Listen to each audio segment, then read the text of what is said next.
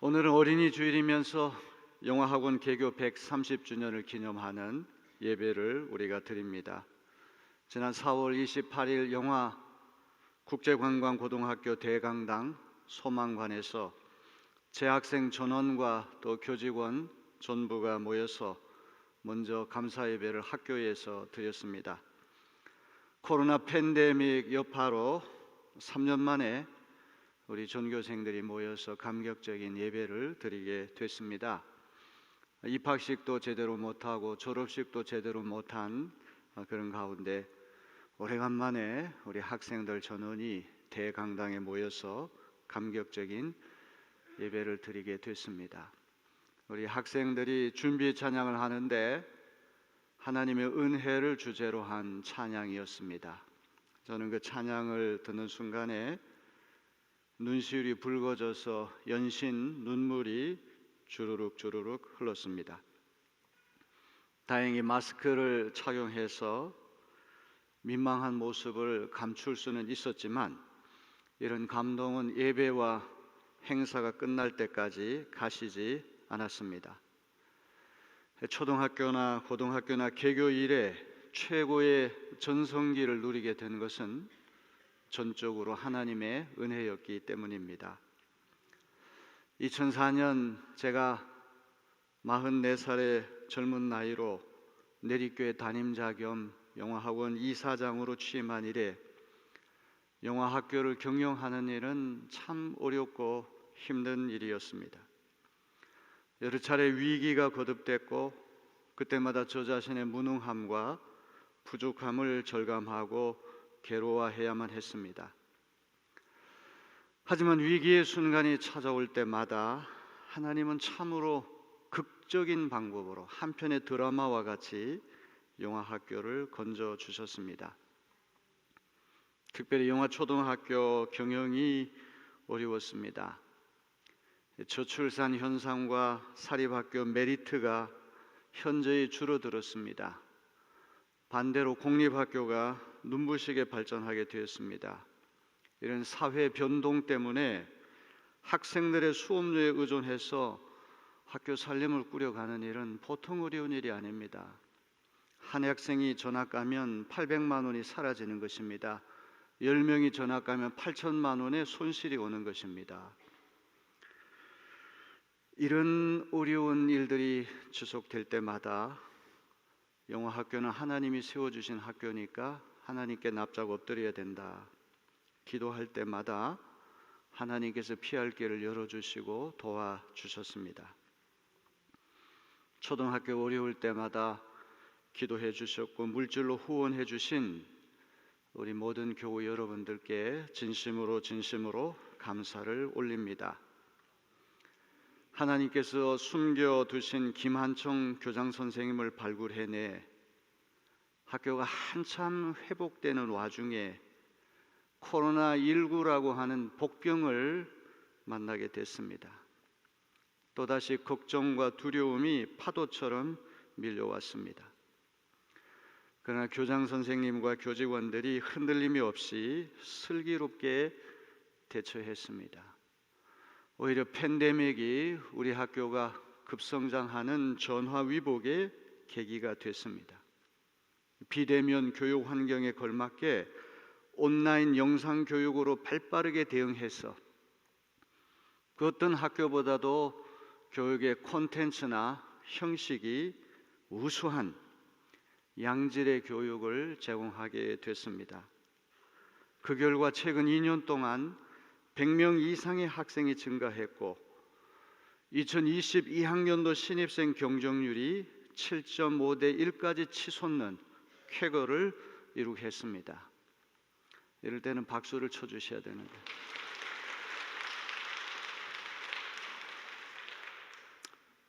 우리가 삐뚤어진 마음을 갖게 되면 이렇게 어려운데 그 사립학교 왜 갖고 있느냐, 거기 사립학교 돈 많은 사람들 가는데 우리하고 무슨 상관이야, 별의별 생각을 다 할 수 있을 거예요. 근데 그렇게만 생각할 일은 아니죠. 하나님이 세워주신 학교고 또 이 학교를 통해서 기독의 인재가 이렇게 계속 배출돼서 그 아이 하나가 세계를 새롭게 한다면 우리가 하는 일은 헛되지 않을 것입니다. 아멘. 사과 속에 있는 씨앗은 셀 수 있지만 씨앗 속에 있는 사과는 셀 수가 없어요. 오늘 어린이주일을 맞아서 그 아이가 앞으로 어떻게 될지 누가 알겠습니까? 한 아이도 함부로 대하면 안 됩니다. 우리가 볼 때는 그 아이가 코도 흘리고 장난치고 그런 아이라고 할지라도 그 아이 부모에게는 그 아이가 전부예요. 그 아이를 존엄하게 대해야 됩니다. 아멘? 절대 함부로 대하면 안 돼요. 지금 우리 영화초등학교는 재학생이 287명이 됐어요.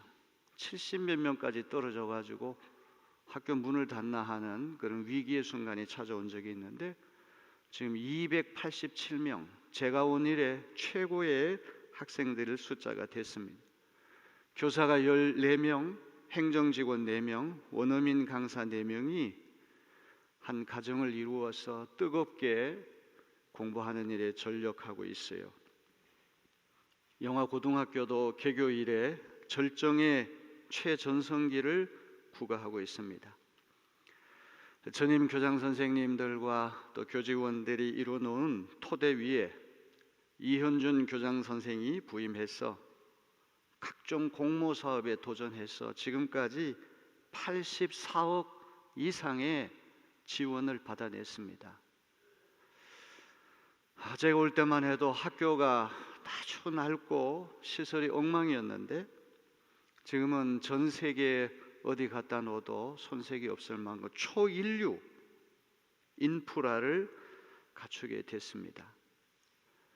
영화 여자 실업고등학교, 영화 여자 상업학교, 영화 여자 정보고등학교, 영화 관광경영고등학교 여러 차례 이름을 우리가 바꿔왔다가 오늘날 영화 국제관광고등학교라고 하는 이름으로 재탄생했습니다.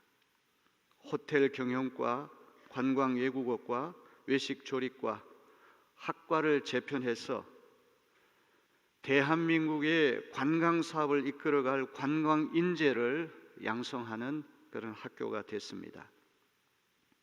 우리 영화고등학교는 재학생이 현재 589명, 교사가 61명, 행정직원 17명이 이제 한 팀이 돼서 관광과 조리 분야의 명문 특성화 학교로 발돋움하고 있습니다. 한때 고등학교는 학생 수가 1000명이 넘었던 시절이 있었지만 이 저출산의 여파로 우리 학교뿐만 아니라 대한민국의 고교 재학생 수는 날이 갈수록 줄어들고 있습니다. 두 학교의 졸업생 숫자를 조사해 보니 썩 정확한 것은 아니지만 초등학교가 4,929명, 고등학교가 1966년부터 시작해서 2022년까지 16,798명의 인재를 우리가 배출해냈습니다. 지금으로부터 130년 전 마가렛 벵겔이라고 하는 여성이 서울 이화학당에서 가르치다가 인천에 내려왔습니다. 마가렛 벵겔이 장차 조지 히버 존스 조원시 선교사님의 부인이 될 뿐입니다. 1892년 4월 30일 제주 출신의 내리교회 본초 존조인 강제형의 딸을 첫 학생으로 받아 사택에서부터 소녀 매일 학교를 연 것이 영화학교의 효시입니다.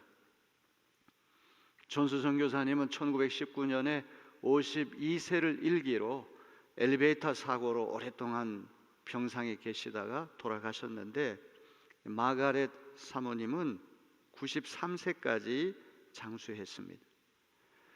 벵겔이라고 하는 이름은 독일 이름이에요. 독일 이민자 가정에서 자란 분인데 마가렛 벵겔은 미모와 재기가 출중해서 특별히 그 남성 선교사님들에게 인기가 아주 많은 분이었어요. 장로교의 게일과 감리교의 존스 선교사님 하면 학자 목사로 유명합니다. 한글과 한문을 자유자재로 했던 그런 대표적인 장로교 간판 스타가 게일이고 감리교 간판 스타가 존스인데 이 마가렛 ben게를 사이에 두고 삼각관계가 되어 서로 구애를 하는데, 우리 남산에 한번 데이트합시다. 양쪽이 다 얘기를 했는데 마가렛이 존스 쪽으로 갔어요. 그래서 게일이 장로교 선교사님이 구애에 실패해서 우리 감리교 존스 선교사님의 부인이 됐습니다.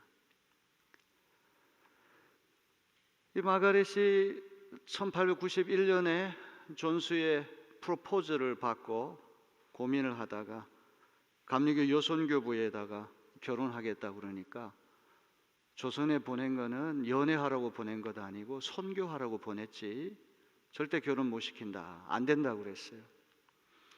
그래서 1년 가까이 허락을 해주지 않다가 이제 감리교 해외 선교부에서 그 조선에 보냈던 여행 경비 전액을 다 갚아주겠다, 부담하겠다 이렇게 해가지고 놓아줬어요. 그래서 1893년 5월 19일에 마가렛과 존스가 결혼을 합니다. 그래서 이 두 어른이 우리 인천에 11년 동안 있으면서 상당히 오랜 기간 있으면서 이민에도 지대한 공을 세우고 이 서해안 선교에 눈부신 기여를 한 거 우리가 너무나 잘 압니다. 이 두 분이 선견 지명을 갖고 시작한 학교, 우리 영어학교가 오늘 이렇게 130주년을 맞게 됐어요. 120주년 때 대대적으로 했어야 되는데 그때 제가 너무 힘들었어요. 여러 가지 안팎으로 너무너무 힘들어가지고 이런 일을 하지 못했어요. 그런데 하나님께서 이렇게 영화 초등학교, 고등학교가 절정에 서 있는 이 전성기에 오늘 이렇게 감격적인 개교 130주년 기념 예배를 주님 앞에 올리게 됐습니다. 저는 오늘 개교 130주년을 맞아 미션 스쿨로서의 영어 학교의 정체성을 재점검하려고 합니다. 오늘 봉독한 출애굽기 2장 1절로부터 10절은 죽을 수밖에 없었던 모세가 갈대 상자를 통해 살아난 이야기를 우리에게 들려줍니다. 모세를 살린 갈대 상자가 우리 영어 학교가 되어야 되겠고, 모세를 살린 갈대 상자가 우리 내리교회 교회 학교가 되어야 한다는 그런 말이죠. 요셉 때에 가나안 땅에 기근이 오니까 야곱의 식구들이 다 이집트로 이민을 갔어요. 돌아가리라 마음 먹었지만 그렇게 하지 못하고 토잡아 산 지가 430년이 지났어요. 처음에는 요셉을 기억하다가 시간이 갈수록 요셉을 기억하지 못하니까 이집트 사람들이 히브리 사람들을 노예로 부리기 시작했어요. 잠시도 틈을 주지 않고 돌리고 또 돌리고 강제 노역을 시켜서 하나님 선택하신 민족이 노예 민족이 되고 말았어요. 그런데 히브리 인구가 자꾸 급증하는 것, 히브리 사내 아이가 자꾸만 많이 생기니까 바로가 비상 대책을 세웁니다. 히브리 산파들에게 명령을 내렸어요. 딸이 태어나면 살리고 아들이 태어나면 무조건 죽이라. 히브리 산파들이 일종의 시민 불복종 운동을 했습니다. 하나님의 명령이 더 중요하지 사람 명령이 더 중요한 것은 아니다. 하늘에 있는 임금의 명령이 더 중요한 것이지 땅의 임금의 명령이 더 중요한 것은 아니다. 목숨을 걸고 사내 아이를 살렸어요. 산파들의 저항에 부딪힌 파라오가 이전보다 더 과격한 명령을 내립니다. 히브리 남자아이가 태어나면 무조건 나일강에 던져 죽이라는 거예요. 이런 위중한 때에 레위 지파 아므람과 요게벳 사이에 아들이 태어납니다. 아이는 태어나자마자 나일강에 빠져 죽어야 할 운명인데 너무 준수해요. 이 준수하다고 하는 말은 영어에서 fine boy, 이건 얼굴만 잘생겼다는 얘기가 아니고 뭔가 비범한 거예요. 뭔가 상스러운 아이예요. 보통 아이가 아니에요. 그래서 죽이지를 못하고 석 달을 숨겨가지고 기르는데, 이 석 달이 지나면 애가 막 움직이고 부산해져요. 이제 더 이상 숨길 수가 없어요. 그럴 때 어머니 요게벳과 누나 미리암이 비상한 대책을 세웁니다. 자, 우리 출애굽기 2장 1절로부터 2절 다 같이 볼까요? 출애굽기 2장 1절로부터 2절. 레위 가문의 한 남자가 레위 가문의 한 여자를 아내로 맞이하였다. 그 여자가 임신을 하여 아들을 낳았는데 그 아이가 하도 잘생겨서 남이 모르게 석 달 동안이나 길렀다.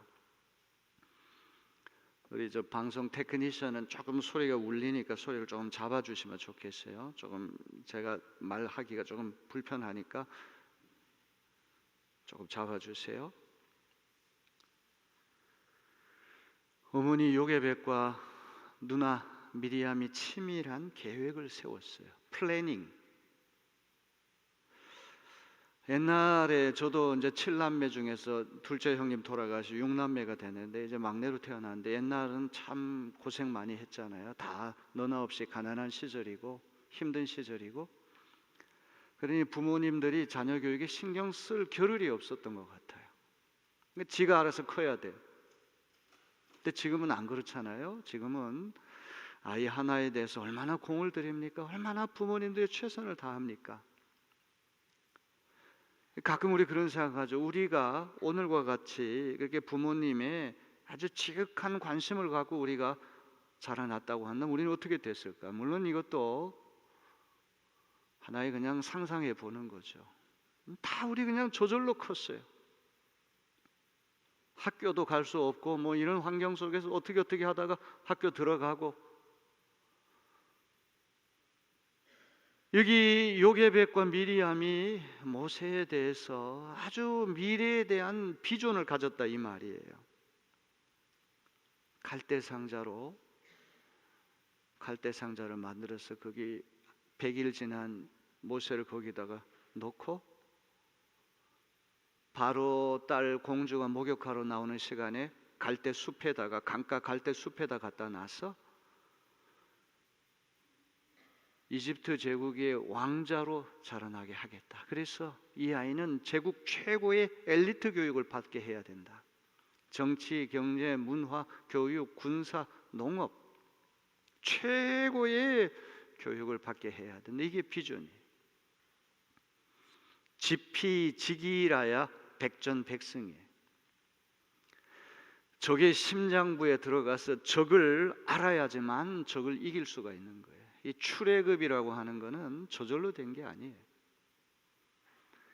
어머니 요게벳과 누나 미리암, 이런 모녀의 각별한 기도와 각별한 치밀한 준비가 있었기 때문에 40년 동안 이집트 제국에서 최고의 교육을 받으면서 이집트 제국의 모든 것들을 한눈에 꿰뚫었다는 말이죠. 그런 것이 있었기 때문에 출애굽의 용도자가 되는 것이 어느 날 뜬금없이 갑자기 하는 게 아니란 말이에요. 자, 우리 3절 다 같이 볼까요? 그러나 더 이상 숨길 수가 없어서 갈대 상자를 구하여다가 역청과 송진을 바르고 아이를 거기에 담아 강가의 갈대 사이에 놓아두었다. 갈대 상자를 그 강가에 숲에다 놨는데 이제 물이 들어오면 또 내려갈 수밖에 없죠. 그러나 목욕하는 그 시간에 타이밍을 잘 맞춰가지고 갈대 상자를 거기 갖다 놨다는 그런 말이에요. 아니나 다를까 파라오의 딸이 공주가 목욕하러 나왔다가 갈대 상자를 발견하니까 잘생긴 아이가 거기에 누워 있는 거예요. 히브리 아이인 것을 알죠. 다 나일강에 빠져 죽어야 될 아이인데 히브리 아이라는 것을 알면서도 자기 궁궐에 데려가서 양자로 기르기로 했어요. 바로 이때 미리암이 나타나가지고 유모를 한번 소개하겠습니다. 그 유모를 친엄마를 소개를 하는 거예요. 이 친엄마가 계속해서 민족 교육을 시키고 신앙 교육을 시켰다는 그런 말이죠. 까딱 잘못하면 이집트 제국에 동화돼 가지고 히브리인의 정체성을 상실할 뻔했는데 어머니가 누나하고 밀착해 가지고 젖을 먹이고 아이를 신앙교육을 하니까 이 아이에게 민족의식이 있었다는 그런 말이죠.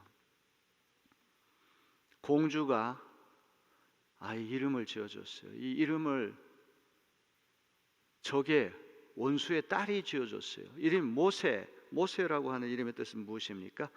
이 아이를 물에서 건져냈다, 이런 뜻입니다. 저는 오늘 이 말씀 가지고 갈대상자의 비전, 우리 내리교회 교회 학교와 우리 영어 학교는 세 가지를 우린 잘해야 된다. 이 영어 이니셜이 다 P로 시작돼 3P라고 얘기해요. 첫째는 Providence. 영어 학교는 하나님의 섭리를 잘 가르치는 학교가 돼야 합니다. Providence. 모세가 120세까지 살았는데 그의 인생은 인간의 이성으로 측량할 수 없는 신기한 일들이 계속되는 거예요. 영어 초등학교도 그래요. 이제 죽었구나. 이제 학교 문 닫아야 되겠구나. 완전히 낙심하고 있는데 전혀 예측할 수 없는 데서 도움의 손길이 오고 딱 맞춤형으로 준비된 일을 하나님이 탁 거기다 내리시는 거예요. 할렐루야. 이건 참 우리 이성으로 납득이 안 돼요. 전혀 알지 못하는, 전혀 우리와 관계없는 미지의 세계에서부터 전혀 이해할 수 없는 방법으로 하나님이 하신다, 이 말이죠. 강에 빠져 죽어야 할 모세가 갈대상자에 들어가 삽니다. 목욕하러 나왔던 공주가 히브리 아이인 것을 알고도 궁궐에 데려다가 그 아이를 왕자로 삼아요. 이 광경을 몰래 지켜보던 누나가 적시에 나타나서 히브리 유모를 소개했는데 친엄마 요게벳이 궁궐에 들어가서 아이 젖을 먹이고 아이를 길러낸다는 말이죠. 여러분, 이 120년 동안의 모세의 이야기는 제가 일일이 다 설명할 길이 없어요. 너무너무 신비한 일이. 이집트 제국의 최고의 엘리트 교육을 힘이 지배하는 제국 교육을 받아가지고 자기 동족을 괴롭히는 이집트 사람을 주먹으로 때려 죽였어요. 10계명 중에 계명 하나가 살인하지 말라는 계명인데 10계명을 받은 모세도 사람 죽였다고 하는 게 얼마나 아이러니컬한 일입니까? 자기가 이렇게 힘으로 제압하면은 박수치고 영웅이 될 줄 알았는데 동족들이 누가 너를 우리의 지도자로 세웠느냐, 너 때문에 우리 더 힘들게 됐다, 이 배척하는 거예요. 이집트 사람 배척하는 건 이해가 되는데 동족에게는 박수받고 영웅으로 인정받을 줄 알았는데 동족들이 더 난리를 치는 거예요. 모세가 미디안 광야에 쫓겨가서 야인이 됩니다. 무명 인사가 됩니다. 영어로에게는 somebody, 특별한 사람, nobody, 아무것도 아닌 야인이 되죠. 40년 미디안 광야 생활은 하나님이 모세를 낮추게 하는 거야. 야, 힘 가지고 되는 게 아니야. 이집트 제국의 군사, 정치, 농업, 엘리트 교육 가지고 세상 굴러가는 거 아니야. 내가 너를 도와야 돼. 완전히 길을 꺾고 완전히 초라하게 만든 다음에 그의 나이 80세 됐을 때 하나님 그를 부르셔서 40년 동안 출애굽의 영도자로 사용하시는 거 아닙니까? 세상 일이라는 거는 이게 자기가 계획 세우고 자기 원하는 대로 굴러가는 게 아니에요. 변수가 너무 많아요. 수수께끼가 너무 많아요. 그렇기 때문에 우리는 밤사이에 하나님을 인정해야 할 줄로 믿습니다. 섰다고 생각하는 자는 넘어질까 조심하라. 그냥 자기 힘만 믿고 자기 실력만 믿고 날뛰다가는 그게 알 수가 없는 거예요. 모세를 살린 갈대상자는 노아 방주와 닮았어요. 영어 성경 킹 제임스 버전은 갈대상자를 갈대방주 이렇게 번역을 했어요. 방주는 직사각형 괴짝입니다. 상자입니다. 갈대상자도 괴짝이에요. 상자예요. 키가 없습니다. 돛대 없습니다. 노도 없습니다. 운전 시설이 전혀 없는 거예요. 그냥 물 위에 떠 있으면서 그냥 흘러가는 거예요. 모세의 방주나 노아의 방주나 모세의 갈대 상자나 사람이 운전하는 게 아니에요. 하나님이 이끌어 주시는, 하나님이 선장이 되시는 거예요. 우리 인생배도 노아의 방주처럼 모세의 갈대 상자처럼 하나님이 주인이 되셔서 이끌고 계십니다. 우리 내리교회 교회 학교와 영어 학교는 한 사람의 운명의 고삐를 쥐고 계시는 분이 하나님이시라고 하는 걸 우리 가르쳐 줘야 돼요. 사람이 우리를 어떻게 할 수 있는 게 아니에요. 사람이 우리를 괴롭힌다고 해서 사람에게 무너지는 것이 인생이 아닙니다. 우리 한 사람 한 사람, 학생 한 사람마다 하나님께서 이루기를 원하시는 특별한 미션, 사명이 있는 것입니다. 그 학생이 그 사명을 자각하고 만사를 하나님의 섭리라는 시각에서 진행되는 일을 해석하고 수용할 수 있도록 신앙교육을 해야 할 줄로 믿습니다. 인생의 최종 목표가 돈 많이 벌고 출세하고 권세 잡고 잘 먹고 잘 살고, 이것이 인생 최종 목표가 아니라 갈대 상자에 살아남은 모세가 히브리 동족을 이집트의 압제 사슬에 풀어낸 것과 같은 숭고한 목표를 찾을 수 있도록 도와주는 그런 학교가 되어야 할 것입니다. 두 번째는 프로텍션, 보호해야 돼요. 죄라는 것은 무서운 것입니다. 끈질긴 것입니다. 이게 지금 몇 년 동안 코로나 바이러스 팬데믹 시대다 보니까 인터넷 바다에 온갖 음란 동영상들이 가득 차 있어요. 심지어 가정주부들까지도 그 광고비가 들어온지 뭔지 접속 숫자가 늘어나게 되면 뭔가 이득이 돼서 그런지 별의별 음란한 영상들을 만들어가지고 인터넷 바다에 지금 떠돌아다닙니다. 여러분, 이 죄에 굴복해서 죄에 무너지게 되면 잠시는 감각적인 기쁨이 있고 감각적인 즐거움이 있을지 모르지만 그는 노예가 되는 거예요. 행복하지 않습니다. 왜? 하나님께서 우리 인간을 하나님의 형상대로 지으셨기 때문에 하나님 안에 있을 때에 행복이 있어요. 아무리 기쁘고 아무리 좋고 아무리 놀라운 것들을 채운다고 해도 하나님 없이는 우리 인생이 구멍이 뻥 뚫린 인생이 되고 마는 거예요. 노아의 방주에 안팎에 역청을 칠했습니다. 물이 새지 않게 했어요. 갈대 상자도 풀로 엮은 배지만 역청과 나무 진을 칠해서 물이 새지 않게 했습니다. 물 위에 떠 있어도 물이 들어오지 않아요. 오늘 우리 영어학교는 갈대 상자가 돼서 죄악으로 가득 찬 세상 풍조 가치관으로부터 우리 학생을 보호하는 갈대 상자가 되어야 할 것입니다. 세상에서 가르치지 않는 성경의 진리, 예수님을 가르쳐서 세속에 오염된 죄악의 물이 스며들지 않도록 보호해야 할 것입니다.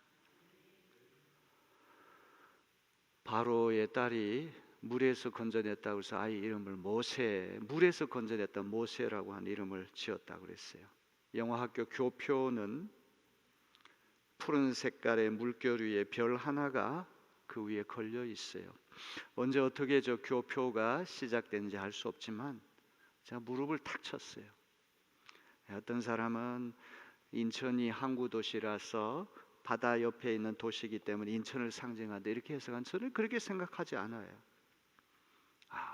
다시 보여주세요. 교표 다시 한번 보여주세요. 성난 파도가 물결 치는 세상 한가운데, 요한계시록 22장 16절에 보면 예수님 새벽별 되신다고, 예수님 새벽별 되시는 예수님이 성난 파도 치는 물결 위에 다 계시는 거예요. 세상의 죄악의 물결이, 오염된 가치관의 물결이 우리 학생들을 아무리 삼키려고 해도 새벽별 되시는 예수 그리스도께서 우리 학생들을 보호하시고 구원하신다. 이것이 저 교표의 바른 해석이라고 저는 생각을 해봅니다. 마지막 세 번째로 영어 학교는 prayer, 기도하는 학교가 돼야 돼요. 아멘. 학생들이 모세와 같이 세상에 선익을 끼치는 인재가 되도록 끊임없이 기도하는 학교가 되어야 할 것입니다. 모세 어머니하고 요게벳과 미리암이 모세가 태어났을 때 이 아이를 이렇게 쳐다보면서, 야, 이 아이가 보통 아이가 아닌데 이 아이를 강물에 빠뜨려서 죽여? 이건 말도 안 돼. 어떻게든 살려야 돼. 얼마나 기도했을까요? 발각이 되면 목숨이 왔다 갔다 하는 판인데 얼마나 기도했을까요? 궁궐의 위장 유모로 들어가 가지고 그 모세를 길러낼 때도 가슴이 늘 두근반 세근반 초조하지 않았겠습니까? 하나님 앞에 얼마나 기도 많이 했을까요? 우리 영화학교가 여러 위기들을 우리가 다 이겨내고 최전성기를 맞게 된 것도 분명히 기도하는 분들이 배후에 있었기 때문이라고 저는 확신합니다. 어려울 때마다 불평하고 잘할 때는 한마디도 얘기 안 하던 문제가 생길 때 그걸 가지고 공격하고, 학교 그건 문 닫아야지, 그거 해가지고 우리한테 무슨 이득이 있느냐. 여러분, 그런 가운데에도 이 역사적인 학교, 인천뿐만 아니라 대한민국의 이 유서 깊은 학교를 어떻게 우리 당대에 우리가 문을 닫는단 말입니까? 납작 엎드려 하나님 앞에 기도하고, 하나님 지혜 주시옵소서, 피할 길을 열어 주옵소서. 코로나 바이러스 이거 난리 났네. 애들 다 떠날 거야. 천만에 만만에 맞서 더 찾아오는 역사가 일어났어요. 이게 어떻게 가능한 일입니까? 하나님이 하시는 일이에요. 아멘 안 하는 분은 어떻게 바깥에서 오신 분들인가?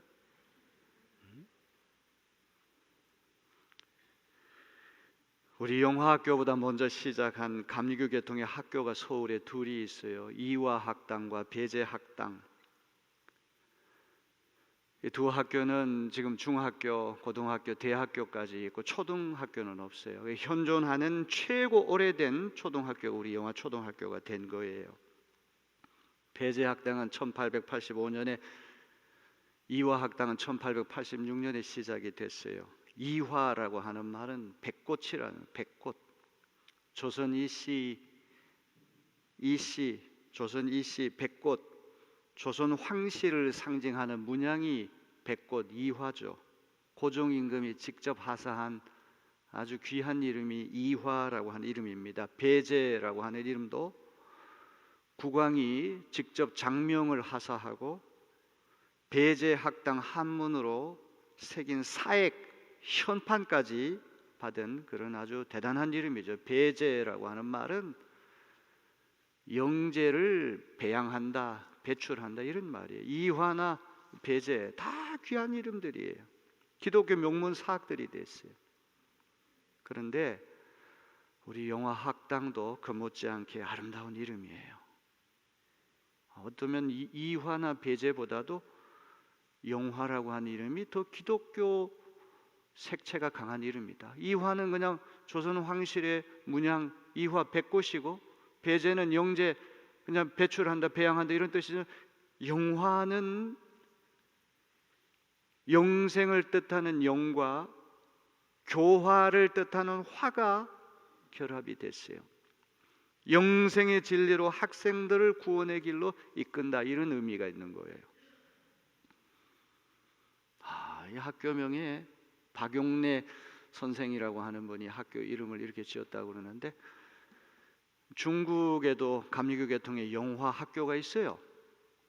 그런데 그 중국에 있는 우리 감리교 계통의 영화 학교의 영자는 영어할 때 영자에다 화는 화교할 때 화죠. 그러니까 English Chinese School이야.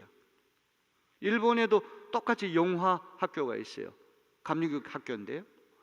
거기에 영은 에이고라고 하는 영어라고 하는 것하고 야마토 할 때 대화, 그러니까 잉글리시 재패니 스쿨이에요.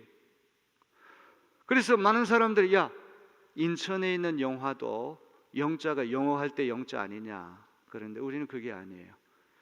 영생의 영자와 edification, 교화의 화자. 그리스도 예수의 영생의 진리로 학생들을 교화시킨다. 이 얼마나 아름다운 이름입니까? 아멘. 개교 130주년을 맞는 우리 영어학교가 지금까지 그래왔던 것처럼 앞으로도 노아의 방주가 되고 모세의 갈대 상자가 돼서 오고 가는 모든 세대의 학생들을 예수 그리스도를 통한 영생의 진리와 구원으로 교화시키는 그런 학교가 되어지기를 주님의 이름으로 기원합니다.